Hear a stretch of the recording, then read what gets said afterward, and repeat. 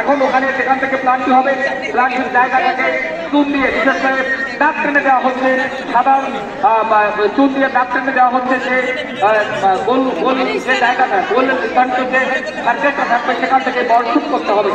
সেই জায়গাটা কিন্তু আমাদের সুযোগ্য যে এই খেলা ম্যানেজমেন্টে যিনি রয়েছেন, খেলার যে দেখভালের দায়িত্বে যিনি রয়েছেন আমাদের ওয়ার্কার কিন্তু দারুণভাবে লক্ষ্য করছেন কোনো ধরনের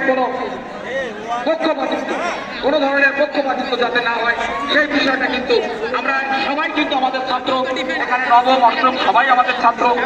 জয় বিজয় এবং পরাজয়, খেলা মানে জয় এবং পরাজয় দুটোই থাকবে, মেনে নিতে হবে।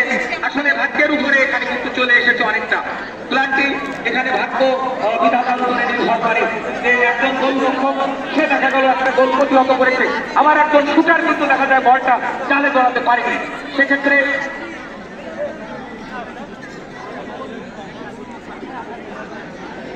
আমি যে কথা বলছিলাম, আমাদের সম্মানিত শিক্ষক মন্ডলী যারা রয়েছেন, আমাদের আশিকুর রহমান স্যার তিনি এই খেলার কিন্তু দেখভাল করছেন এবং সুন্দরভাবে ব্যবস্থাপনার মধ্য দিয়ে এই খেলায় শেষ পর্যন্ত নিয়ে গেছেন। যাবতীয় তত্ত্বাবধান করছেন কিন্তু আমাদের গ্রেগরি চঞ্চল মন্ডল স্যার, আমাদের হিমাংশু কুমার গোলদার স্যার রয়েছেন, তিনিও নির্দেশনায় এবং ধারাবর্ষে ছিলেন। ধারাবর্ষে আমার সাথে ছিলেন হিমাংশু কুমার গোলদার, আমার সাথে ছিলেন প্রদীপ কুমার সব, এবং আমাদের মাননীয় প্রধান শিক্ষক সেই খেলার শুরু থেকে আজকের শেষ দিন পর্যন্ত তিনি প্রত্যেকটি খেলা কিন্তু সুন্দরভাবে উপভোগ করেছেন। আমি যে কথা বলছিলাম, আমাদের কুমুদ রঞ্জন সৌদার স্যার আজকে খেলা পরিচালনা করেছেন হিমাংশু কুমার গোলদার স্যার, রেফারির দায়িত্ব পালন করেছেন পুষ্পেন স্যার, রেফারির দায়িত্ব পালন করেছেন রাজীব কুমার মজুমদার রাজীব স্যার, এবং আমাদের প্রশান্ত স্যার, পার্থপ্রতিম বিশ্বাস, তাদের পরিচালনার জন্য